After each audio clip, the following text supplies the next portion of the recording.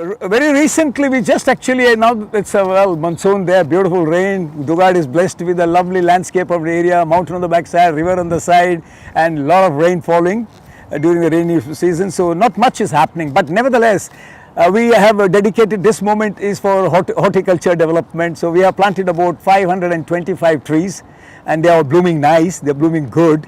And sure, of course, that is going to decorate the environment of the land that we're talking about beautifully, giving a nice shade and shelter, and also, yeah, a lot of fresh air, a lot of oxygen. So that's what it is. But the kids, the Advasi kids, they are regularly in touch because their mode of communication has improved a lot.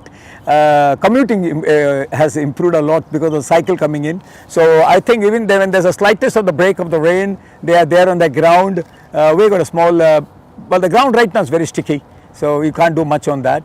But down there's a road which is there, so that road has hardly been used, so we use it for our training, off-season training. They have been given a program to do the off-season training. One. Number two, we just actually, with pride I have to say that, you know, the objective when we started the trust in the beginning is one of been education enhancement. So 3 of the kids, they have passed out their SSC board exams in the area of their best performance they could. The school was very happy because this is 100% of results as far as Adivasi kids are concerned, because normally the failure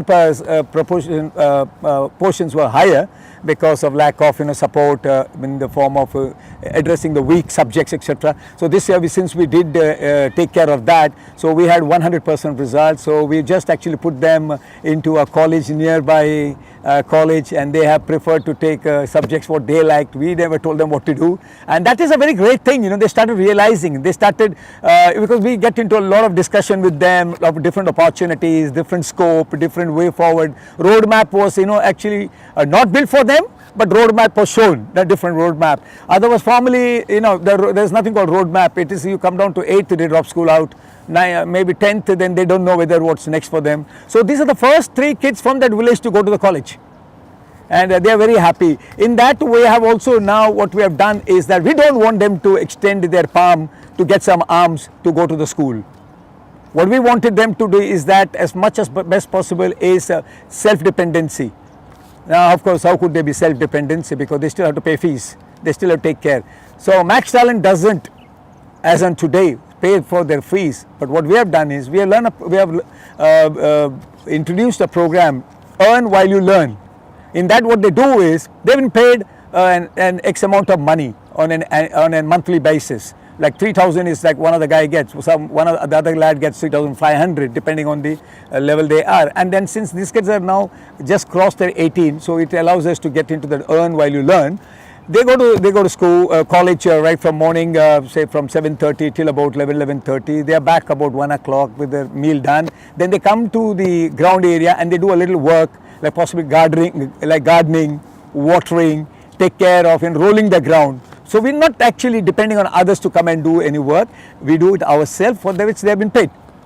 So they live a life of dignity and respect, which is always my end goal for every human being, that nothing should be compromised beyond that. And today we are very happy as a whole member of Maxtalent and its supporters that that yes, the scheme that we have launched is brought smile into people's face. And more important is that those kids themselves have realized that I don't have to beg money from my parent. I know what is self-dignity. I work, I pay. Otherwise, formerly what happened, they had to go and work at the brick lands during the brick baking time, or maybe work in some farmhand, or maybe go and play some music for somebody's wedding and get some paid money, and that's it. Which is okay, that's how the village whole thing is. But now we have come out of that. We've shown them a roadmap which is saying that no, study, play, we'll develop something on the life skill, let's move forward.